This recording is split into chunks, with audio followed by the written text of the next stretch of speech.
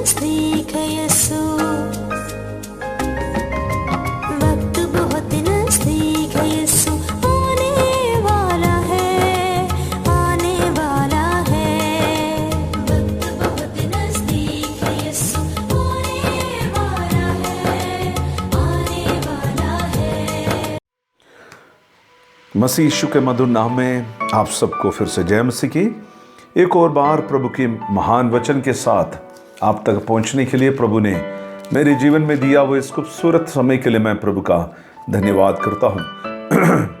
हम इस संसार में जब नजर मारते हैं, एक तरफ बीमारी, एक तरफ लड़ाइयां इस्राएल और फलस्तीन के बीच में, और एक साइड पे हम देखते हैं बारिश और आंधी तूफान। ये सारे बातों को देखते हुए और सुनते हुए प्रभु का वचन मुझे और आपको सतर्क करता है कि हमें अलर्ट रहने के लिए, जागते रहने के लिए प्रभु का वचन हमें कहता है।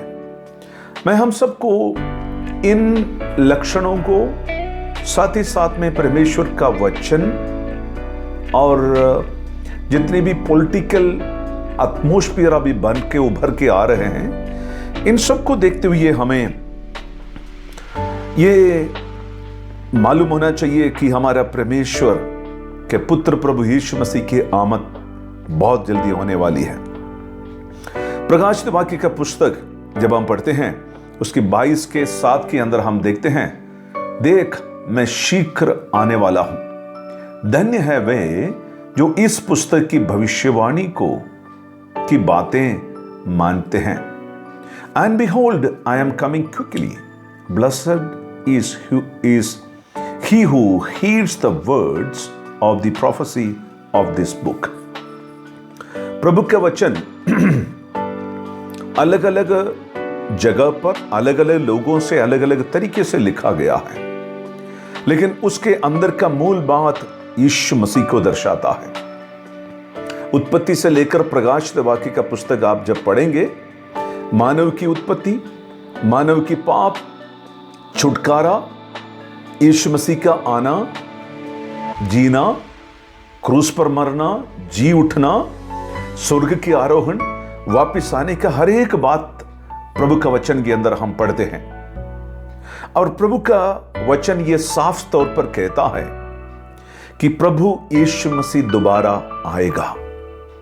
हम मसीह लोगों का इस धरती पर कलीसिया का एकमात्र उम्मीद यह है, संकट, बीमारी और तकलीफों से भरी हुई ये दुनिया खत्म हो जाएगी, एक नई दुनिया में हम बसेंगे। और उससे पहले कि प्रभु यीशु मसीह का आना बड़ी जरूरी है। यीशु मसीह अभी कहां पर आने वाला है? बादलों पर आने वाला है। उसका आगे आपका ध्यान में ले जाते हुए चंद बातें मैं आपके बीच में वचन के अंदर से ही रखने के लिए चाहता हूं। 22 अध्याय का 7 में आप देखते हैं, धन्य है वे जो इस नबूवत की वचन को मानते हैं। हमें से कितने लोग इस वचन को मानते हैं कि यह भविष्यवाणी की वचन है, होने वाली बातों के बारे में लिखा हुआ है। इसी पुस्तक पहला अध्याय उसकी 3री आयत में हम पढ़ते हैं, the time is eight hand, समय बहुत निकट है। हमें मालूम है ये वचन लिखने के बाद में अभी 2000 साल बीत चुके हैं, लेकिन ये अंत के बातों के लिए लिखा हुआ है। अब जितनी भी बातें लिखी हुई है, ये बातें अब भी हो रही है।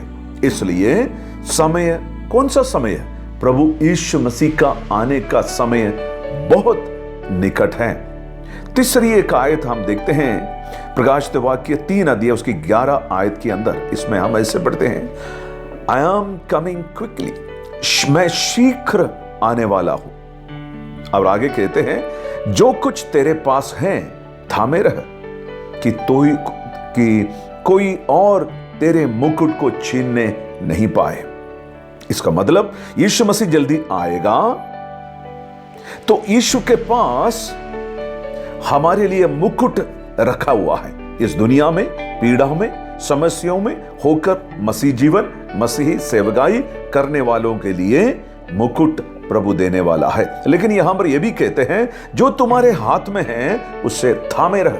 क्या है हमारे हाथ में?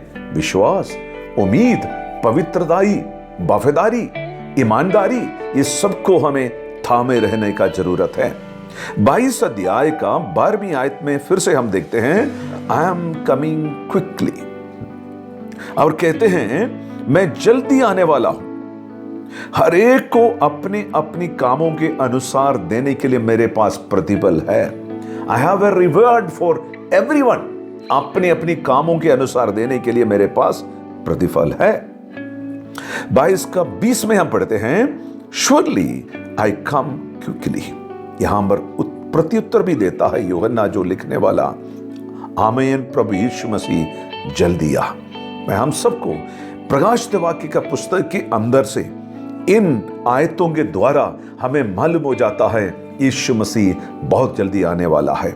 और आखिर में 16 अध्याय का 15 आयत में हम पढ़ते हैं यीशु मसीह स्वयं कहता है देखो मैं चोर की नाई आता हूं। चोर कैसे आते हैं? बिना बोल के। उसका कोई पक्का समय नहीं है।